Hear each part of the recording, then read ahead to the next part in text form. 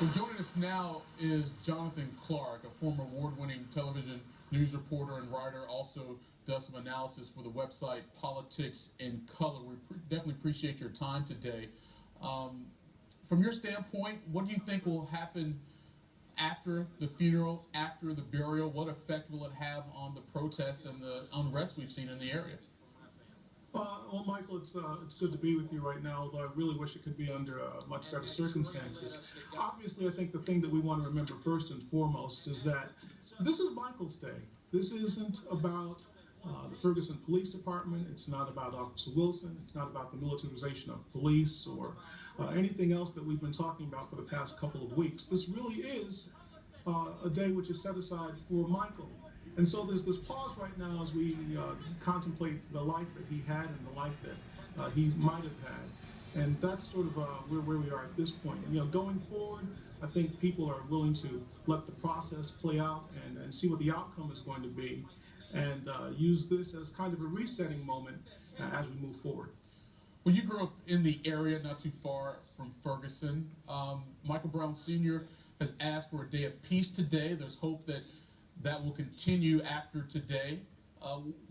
How confident do you feel that there will be no more protests, at least in the next couple of days? Well, actually, slight correction. I actually grew up in Brooklyn, New York. Oh, pardon me. I've been here for about 20 years now. Part of that time spent covering news here locally.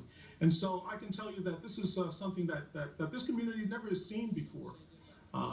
It hasn't seen this kind of uncomfortableness and this sort of unrest. This is like opening up the chemistry set and starting to mix different pieces and say, what happens if you put this with that, and what happens if you put that with this? We really don't know. What I can tell you is that the family has said that they want to see justice, and I'm sure that the community is behind them in saying that much. But the meaning of justice is what this is all about going forward. And the family said that justice is going to mean some sort of legal action, an indictment of Officer Wilson.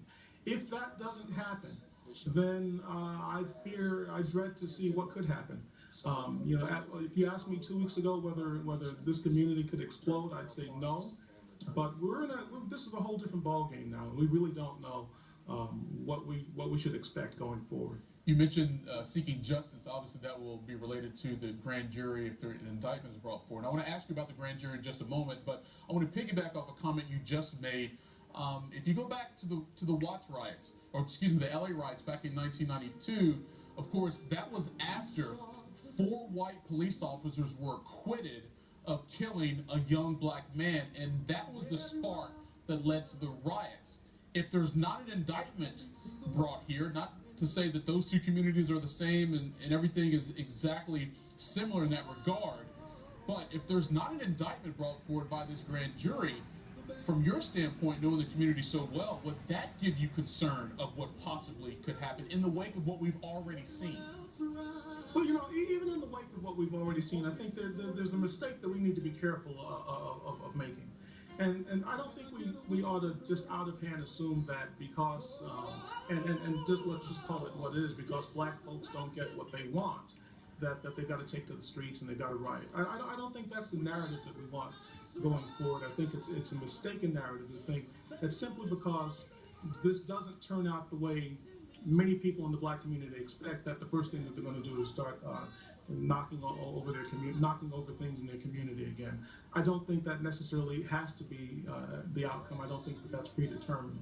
And I think certainly having this pause right now, having this break, gives everyone an opportunity to take a breath and have a little bit more perspective, have calmer heads, talk to some of the people who might have been a little bit rowdy over the last couple of weeks.